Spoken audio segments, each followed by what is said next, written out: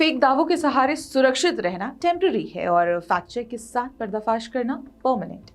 नमस्कार, मैं हिमांशी, स्वागत है आपका हमारे कार्यक्रम पैम्फलेट पर्दाफाश में। तो चलिए शुरू करते हैं फैक्ट चेक नंबर 5 से। हाल ही में सोशल मीडिया पर वायरल लल्लन टॉप के एक वीडियो को देखकर चैनल के एडिटर के इतिहास के ज्ञान पर आपके मुंह से सहसा ही निकल जाएगा कि इतना गलत कैसे हो सकता है भाई। दरअसल वीडियो में सौरभ कुछ युवकों से बात करते हुए नजर आ रहे हैं। इस दौरान महात्मा गांधी के खिलाफ बात कर रहे एक युवक को सौरभ बताते हैं कि देश जब आजादी का जश्न मना रहा था वो आदमी नोआखली में भटक रहे थे। एडिटर सौरभ ने युवक को व्हाट्सएप यूनिवर्सिटी प्रोडक्ट भी बता दिया। तो यार, जब देश आजादी का जश्न मना रहा था ना, वो आदमी नोआखली में भटक रहा था। क्या दो लड़कियों को लेके आप? हाँ क्या भटक रहे थे? दो लड़कियों को लेके। क्या नाम थे उन लड़कियों के? वो फोटो डाल रखे उनने। हाँ, और उन लड़कियों के पीछे कितने लोग थे? वो देखा ही नहीं मैंने। ये कहाँ देखा? व्हाट्सएप पे आया? हाँ। डायरेक्ट एक्शन डे, ये किसको याद नहीं होगा, जब आजादी से ठीक एक बरस पहले 16 अगस्त 1946 को कलकत्ता में हुए सांप्रदायिक दंगों ने बंगाल की धरती को लाल कर दिया। इन दंगों की शुरुआत पूर्वी बंगाल के नोआखली जिले से हुई थी और 72 घंटों तक चले इस दंगे में 6000 से अधिक लोग मारे गए, 20,000 से अधिक गंभीर रूप से घायल हुए और 1 लाख से ज्यादा लोग बेघर हो गए। अब बीबीसी की एक रिपोर्ट के मुताबिक बंगाल की हालत देखकर अक्टूबर 1946 में गांधी कलकत्ता पहुंचे। वहां से 6 नवंबर को वो नोआखली गए। नोआखली एक मुस्लिम बहुल इलाका था जहां दंगों में हजारों हिंदू मारे गए थे। 4 महीने नोआखली में रहने के बाद वे फरवरी 1947 में वापस लौट आए। कांग्रेस पार्टी के पूर्व अध्यक्ष जेपी कृपलानी ने महात्मा गांधी के दौरे का जिक्र गांधी जीवन और दर्शन नामक पुस्तक में किया है। कृपलानी ने अपनी पुस्तक में लिखा कि मुस्लिमों पर गांधी जी की प्रार्थना सभा का असर नहीं होता था क्योंकि वो मौलवियों के प्रभाव में थे। गांधी जी भी पीड़ित मुस्लिमों का दुख जानने बिहार चले गए। ना हिंदुओं में वो आत्मविश्वास भर पाए, ना मुस्लिमों को समझा पाए। स्पष्ट है कि सौरभ तारीखों को लेकर धोखे में है। देश के आजाद होने पर महात्मा गांधी नोआखली में नहीं थे। गांधी नवंबर 1946 और फरवरी 1947 के बीच 4 महीने तक नोआखली में थे। चलिए आगे बढ़ते हैं फैक्ट चेक नंबर 4 की ओर। भारत मोबाइल फोन मैन्युफैक्चरिंग के लिए एक प्रमुख वैश्विक केंद्र के रूप में उभर रहा है। एप्पल और सैमसंग जैसे कंपनियां भारत में मैन्युफैक्चरिंग यूनिट लगवा रही हैं। भारत के स्वदेशी मिशन ने चीनी निर्माताओं को जाहिर तौर पर डिमोटिवेट किया है। ऐसे में चीन सिंपैथाइजर्स को ये बात पसंद नहीं आ रही है।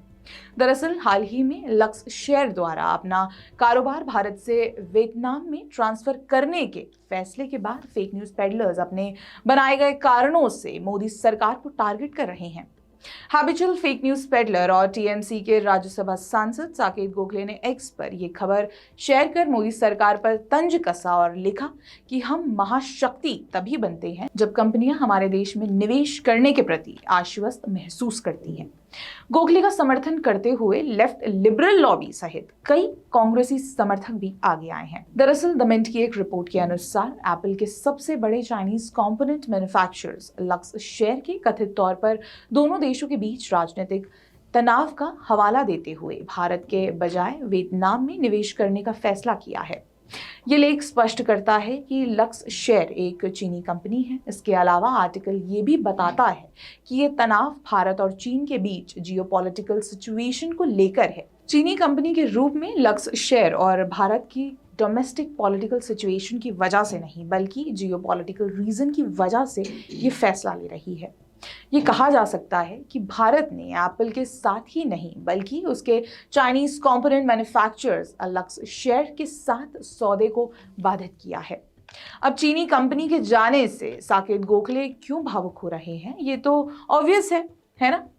चलिए इसी के साथ आगे बढ़ते हैं फैक्ट चेक नंबर 3 की ओर। सोशल मीडिया पर एक सेंसिटिव वीडियो सर्कुलेट किया जा रहा है जिसमें दावा किया जा रहा है कि सुल्तानपुर लोधी में सिख और पुलिस के बीच झड़प हुई।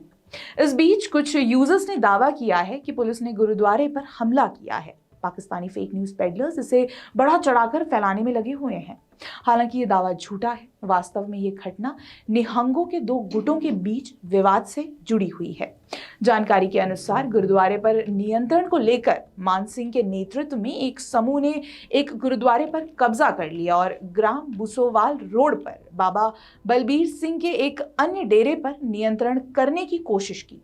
जब पुलिस ने एक अभियान के तहत कब्जाधारियों को हटाने की कोशिश की तो उन्होंने पुलिस पर गोलीबारी कर दी। इस घटना में एक पुलिसकर्मी की हत्या भी हो गई थी। हालांकि दावे के अनुसार पुलिस ने गुरुद्वारे पर हमला नहीं किया था और स्थिति अब नियंत्रण में है। इससे पहले भी 2020 में दोनों गुटों में हिंसक झड़प हो चुकी है। खैर, आगे बढ़ते हैं फैक्ट चेक नंबर 2 की ओर। भ्रष्टाचार के आरोपों से बचने के लिए राजनीतिक हथकंडों का सहारा ले रहे दलों ने अब ईडी की कार्रवाई से जुड़ी भ्रामक जानकारी फैलाने का काम किया है। तेलंगाना में चुनावी नैया पार लगाने के लिए कांग्रेस अब झूठे दावों का सहारा ले रही है।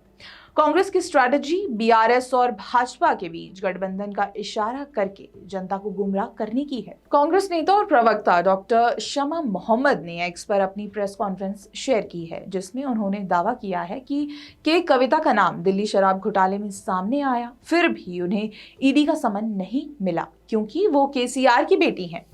इससे साबित होता है कि बीजेपी बीआरएस पार्टी एक साथ मिली हुई है।